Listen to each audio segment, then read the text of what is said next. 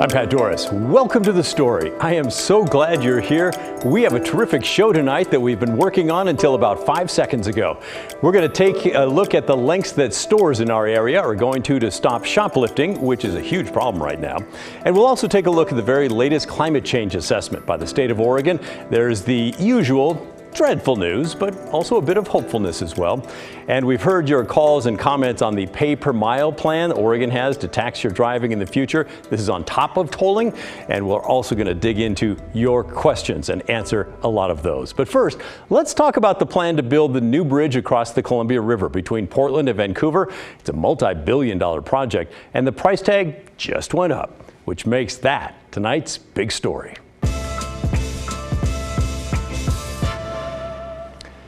First things first, it looks like we will definitely get a new interstate bridge. In fact, two of them between Portland and Vancouver. They're side by side. That is a good thing since more than 282,000 vehicles cross the bridges a day. And the oldest of the two was built way back in 1917. The plan is to replace both bridges. The bad news, it's going to cost a whole lot of taxpayer dollars. Leaders hope somewhere around $6 billion, but if everything goes wrong, maybe it could be as much as $7.5 billion. One way we just learned they're going to pay for it, well, they're going to install tolls on the old bridge as they begin building the new one. Isn't that exciting? More on that tomorrow. Today, we got a chance to talk with the project leader, Greg Johnson. I'm sure he's very good at what he does. He's also pretty good at spinning. Listen to the way he answers my colleague Anthony's question when he asks why the project price tag jumped $2 billion from the first estimate to the second. So, Anthony, when we released the number back in almost exactly 2 years ago in 2020. That number was a estimate of taking the old Columbia River crossing project, inflating it to 2020 inflation rates and cost estimates. So that was just to get us into the ballpark. This new estimate is actually based upon the locally preferred alternative that was approved by the partner agencies. So this is really the first estimate of the new program itself. So, and in that intervening time period, we have had, as you know, inflationary pressures have gone absolutely through the roof. We've had supply chain issues and other things that impact construction pricing. So those are the key elements that has moved this cost higher for the program itself. I checked, and commercial construction inflation was roughly 20% for the year 2021. So yes, it was high. But certainly that's not the only reason. Greg Johnson added that a new transit center on Vancouver's waterfront will be tremendously expensive to build. And there's also a plan for an elevated light rail line along I-5. So that is going to cost a pretty penny as well. Now, this graphic also shows many changes that would be made around Hayden Island to compensate for lost off-ramps and on-ramps from I-5. A lot of the work here is also boosting the cost. There's a lot of changes planned, and as the project moves forward, we're going to try and touch on as many as we can. But this photo kind of gives you an idea of the scale of the work. Keep in mind the foreground, where a lot of the changes are going to happen, that's not even the actual bridge over the Columbia. So that's all in the top right side of the picture, and that'll be in addition. And a word about estimates, by the way. Now, listen, when you gather a bunch of numbers and you say, this is how much the bridge replacement's going to cost, that's an estimate. Let's get away from this nonsense of this new number is the first estimates. No, it's not. Your project estimate grew by $2 billion. And by the way, they say it could be as low as $5 billion if everything works out perfectly, which doesn't happen all that often, but maybe. Or as much as $7.5 billion if everything goes to, well, it rhymes with that word, well. Now, assuming the financing comes through, we'll see construction less than 3 years from now. Yes, we are still aiming towards that as our key milestone date is to start construction late 2025.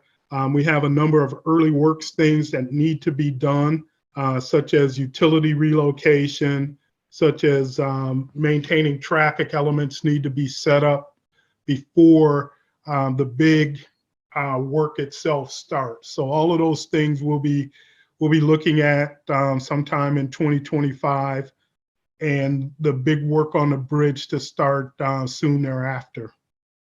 But before the work can start, there's the thorny issue of who will pay for it. And yes, I can hear you saying it's going to be taxpayers. Guess what? You're right. But the question is, what bucket will it come out of? Project leaders think they can get as much as $2.5 billion from the federal government, and Washington State has committed to pay another $1 billion. Project leaders hope Oregon will pitch in another $1 billion, which leaves about $2 billion for anybody who drives across that bridge. Yes, you're going to have to pay to cross. That lovely toll word is back. How much? No, we're still looking at the rates that were being looked at during the CRC, and that was ranging anywhere from $2 per trip up to $4 per trip.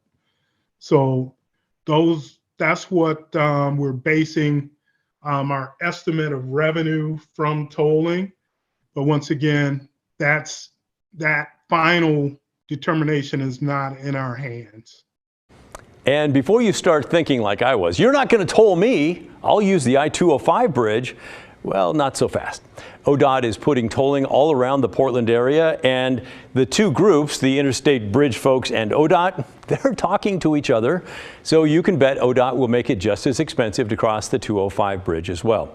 And by the way, again, 15 minutes ago, we learned that ODOT plans to toll the old bridge while the new one is being built. So there you go on that. We're going to have more on that tomorrow, by the way. I can already hear your groans of displeasure. Put those feelings into words and send them to us. You could send happy thoughts too if you want to. The email is thestory@kgw.com, or call and leave a voicemail. Our phone number is 503-226-5090. Now, staying on the transportation beat tonight, let's talk some more about this pay-per-mile plan that we told you about yesterday. For those of you who missed the show last night, be sure to check it out on the KGW YouTube channel. But here's a quick refresher. Every time you get gas at the gas pump, you're paying a tax that goes to ODOT to help them pay for roads and bridges and other projects. By the way, ODOT says that Oregon was the first in the nation to implement a gas tax way back in 1918. So there's that. Anyway, more people are using hybrid and fully electric cars, which is great, but it means that fewer people are buying gas. That means the gas tax is starting to flatten out, and ODOT's on the verge of getting less money than they need. The problem has been coming for a while, which is why Oregon started a task force way back in 2001 to study the issue. It's been pumping out reports regularly ever since, including this one. Along the way, ODOT created this website and program called OreGo, where drivers can sign up to volunteer for a program where they pay a fee for every mile they drive on public roads. Currently, the fee is just under 2 cents a mile. People either report their mileage to the state or it's tracked using GPS devices. Folks who are enrolled in the OreGo program get a break on their registration fee. And if they are buying gas with the gas tax, which of course they are, there's a quarterly accounting so that they're not paying both the OreGo fee and the gas tax. It's one or the other. Right now, the program is voluntary, and only about 700 people are taking part. But the idea is already being implemented across the country. Some states are moving forward, and it seems inevitable for Oregon. In fact, lawmakers are exploring the possibility of making it mandatory here, and there will be a bill introduced during the upcoming session of the legislature to do just that. The bill has failed in previous years, but at this point, it really just seems like a matter of time before it makes its way through. So that's the setup. And your emails and voicemails, holy smokes, last night when we did this story, you flooded our inbox. You've certainly got some thoughts about this. And as we often find when we're talking about a new kind of tax, your input was mostly negative. Lyle brought us the most direct response, F you, Oregon. Those are his asterisks, by the way. You've taxed the people of this state to death. It's got to stop. And then there's this from Joe. Pay per mile. Oh, my words. The state gas tax. Well, then the county will want to charge per mile. Then the city will want to charge per mile. And who does it really hurt? It hurts seniors. who's retired, golden years, that like to travel. That's who it hurts. But interestingly enough, the angle that many of you took that sort of surprised us a bit had to do with bicyclists. I am curious too how much bicyclists will be paying for the road maintenance since they received so many new bike lanes in the city of Portland, in the city of Eugene, Salem, and all over the state. Thank you. Bye-bye. Yeah, this is Tom. In the future, I'd like to see bicycles, being they all have cell phones, pay a mileage fee too. This would also improve their infrastructure and help the state. Hey, Pat, I'm curious on the whole gas tax pay per mile thing. Why don't we add in the bicycles? They've been riding for free on the streets forever. They can pay their due pay as well as the rest of us. Thank you for your time. Love your show. Well, thank you, Stephen. We love all our viewers as well. Because so many of you felt so strongly about bicyclists paying their share, we took that question straight to ODOT. Will the state create a fee per mile tax for bikes? ODOT said, yeah, they get this question a lot, but their answer was kind of a dodge. They said first things first, as in they need to figure out their revenue gap when it comes to the gas tax problem first, before getting into add-ons, things like bikes. They added that even if it became a possibility, it would be a new kind of tax that would require a lot of research and legislative work. So the short answer is, will bicyclists pay their fair share? The short answer is no, not anytime soon. But it does not seem like the idea is completely off the table. All right, let's get to another question, this one from Craig. What happens for out-of-state drivers, tourists that have got electric cars coming through? They won't be paying any tax. I'm just wondering. Well, that's a great question. A lot of people wondering that. Another viewer had a similar concern, writing, I worry about any tax or fee that only gathers revenue from residents. Would this fee do that? Most states have a sales tax, which enables the state to raise funds by all who pass through. A gas tax currently does this, but a per mile fee would not, right? We already get taxed to the hilt here between our income tax rate and our property taxes. We can't keep charging only residents for the services used by all who pass through. Well, we took that question to ODOT as well. Here's their response. There is no interstate road charge yet. If someone pays a road charge in another state, they would not be charged for Oregon miles by their home state. And in OreGo, Oregon's road usage charge program, miles outside of Oregon are not charged to participants. But there is work being done on this, at least here on the West Coast. The ODOT rep went on to say Oregon, with Washington and California, has done an interstate pilot test for charging miles driven in multiple states. We've demonstrated the concept and technology can work to do this, they write. However, the best solution would involve a central data clearinghouse function or tool that states would subscribe to for sharing mileage data. That clearinghouse idea is still in development. For now, each state has to rely on its gas tax to charge out-of-state drivers for road use. Of course, that depends on them filling up in their state if drivers fill up at all. So, yes, right now, drivers from other states are not contributing to the road upkeep in Oregon unless they fill up their gas tank here. If they drive electric cars, ODOT is not getting a cent from them for their road usage. And that brings us to another point that a few of you raised after last night's segment. Eric says, although you discussed the fact that owners of electric vehicles are not paying a gas tax, I pay almost 4 times more for my EV registration every 2 years than I do for my existing gasoline vehicle. As I don't drive a lot, using the pay per mile program would actually reduce my tax. Well, we checked on that at the state's vehicle registration site to take a look at the numbers. The cost for registration and the Multnomah County surcharge, if, for example, you're living in Multnomah County, so that surcharge and the registration fee for electric vehicles, $428 every 2 years. For gas-powered cars, let's say a car that's 2000 or newer and that gets 20 to 39 miles a gallon, well, that cost is $248. So it's not exactly 4 times more, but we get the point. And there is still a sizable difference. Yes, that higher fee for EVs is meant to make up for the gas tax that's being lost on people driving electric cars. And as Eric mentioned, if he doesn't drive a lot, that pay per mile program called Origo, well, that actually could reduce his tax, which is the point of the voluntary program in the first place.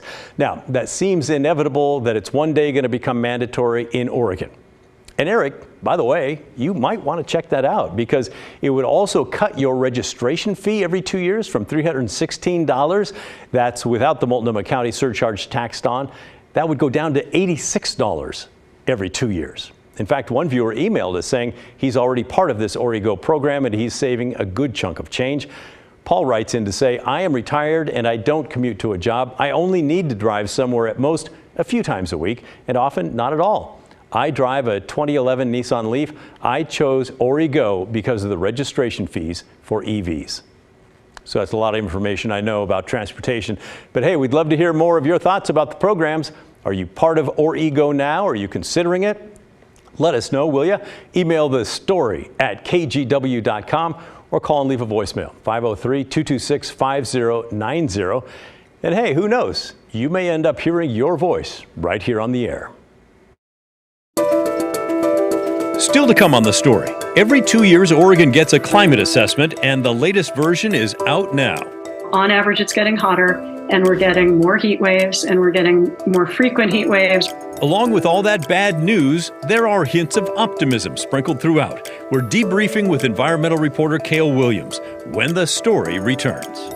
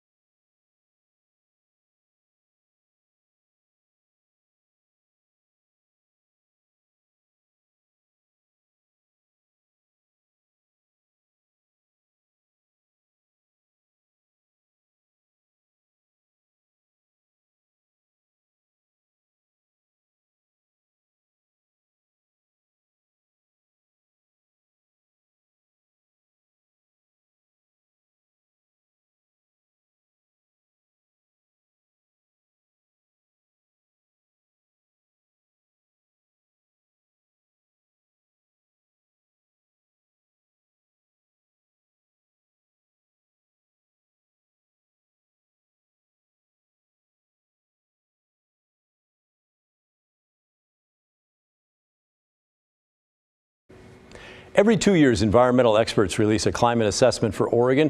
This year's report came out yesterday, and while it does have some of the dire predictions that we've all gotten used to as we navigate our warming planet, this one feels a little bit different. Oregon's average yearly temperature has already risen 2.2 degrees per century since 1895, and as greenhouse gas emissions continue at their current pace, Oregon's average summer temperatures could be as much as 10 degrees hotter by 2080.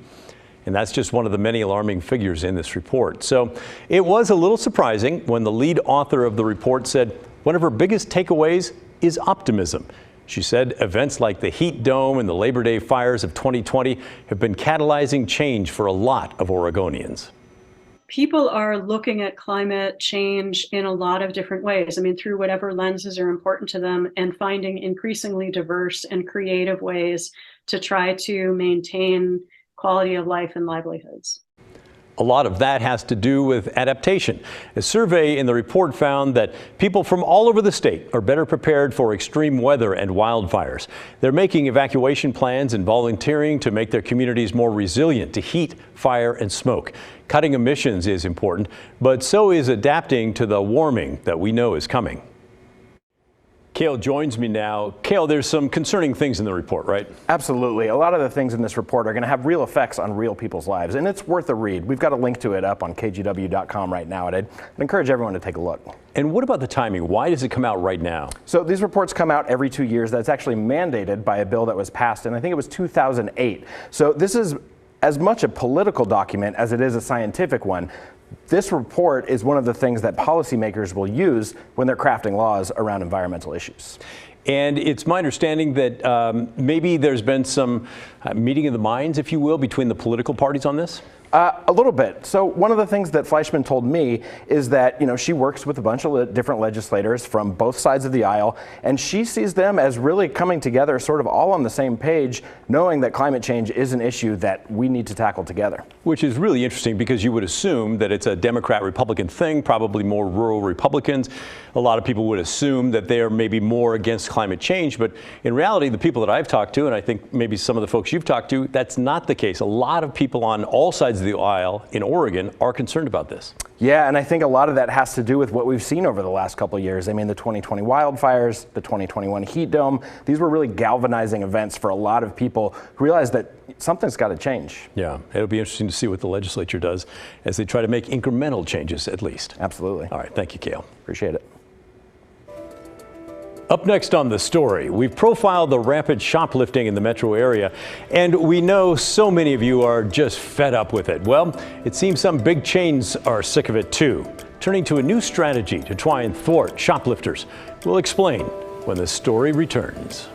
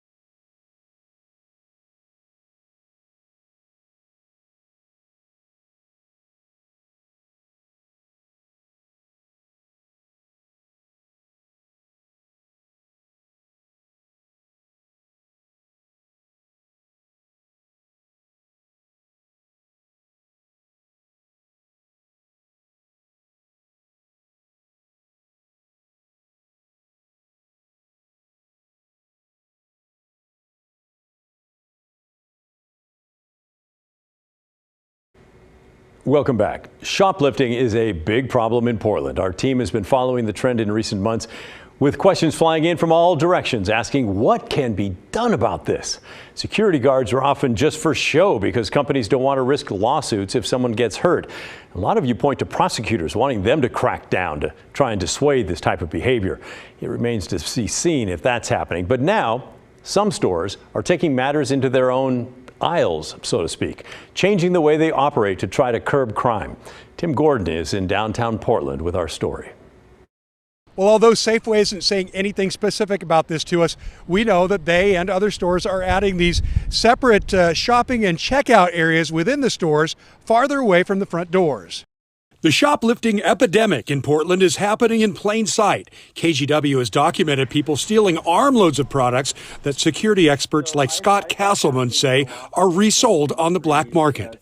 In my career of loss prevention, I've never seen anything to the degree that we have today, with the brazenness of the shoplifters going in, knowing that they won't get caught, so they don't even try to conceal anything anymore. If you walk into the Safeway store at Southwest 10th and Jefferson, you can see what they are now doing to try and stop it, adding a dedicated secured area within the store for what appears to be the most lifted items. You have to pay there before you can ever get close to the exit doors. Maybe that gives security officers a better chance to stop the theft. Safeway is not talking about their strategy here or at the Safeway store in the Pearl, the two stores we found with the new, more secure areas. Safeway sent us a one-line response reading, like other local businesses, we are working on ways to curtail escalating theft to ensure the safety of our employees and foster a welcoming environment for our loyal customers. Castleman has decades of experience in security and loss prevention. He is not convinced this type of strategy will make much difference, especially if staff and security are not allowed to stop and detain people, effectively making citizens' arrests, as Oregon law allows. I'm telling you, the more these people start getting felony convictions, the more they're going to stop shoplifting. Because again, those involved in the criminal element talk to other people, and they know who's soft on crime and who's hard on crime. Near the Jefferson Street Safeway is a plaid pantry. This convenience store is one of a half dozen with security concerns that could end up closing them. The local convenience store chain is trying to avoid that. So in the past year, management has installed walk-up windows, like at a bank. Customers are not allowed in the stores at night. It's not efficient. It's not good customer service, but it's just the only way in certain stores that we can control that situation. Plaid Pantry's Jonathan Polonsky says there's not room in the profit margin for security guards, and employee safety always comes first. We really preach hard about de-escalation, so it's pretty demoralizing when somebody literally walks in with a shopping bag, waves at the associate, says hi, goes through the store, loads up their bag, walks out the door and says, see you tomorrow. And they're back the next day. Back at the bigger grocery stores like the Gateway Fred Meyer, we are used to seeing products locked behind plexiglass, where paying customers have to wait for assistance to get to them. This and the new separate shopping areas we are seeing now at Safeway are the inconvenient reality. Castleman says apprehension, police response, and prosecution is what's worked in the past. I worked at that 10th and Jefferson Safeway. I worked there in 1992 or 1993. We got hundreds of shoplifters out of there, hundreds. But very few would ever come back. For Polonsky, it's safety first, but he agrees there needs to be more consequences to turn the tide on shoplifting. We have a great relationship with law enforcement, and I know they're pressed just like everybody right now. But we've got to do more to hold people accountable. I did reach out to Portland Police, and they got back to me today saying they understand the frustration. They're frustrated too. Most of their focus is on serious crimes, violent crimes, homicides. But when they can, they do investigate property crimes, and they work with the DA to try and prosecute them as well. In downtown Portland, Tim Gordon, KGW News. Thanks, Tim. So what do you think about stores making these changes? Let us know. Our email and phone number are right there at the bottom of the screen. We love reading your comments and hearing your voicemails. Keep them coming. We're going to finish the show right after this.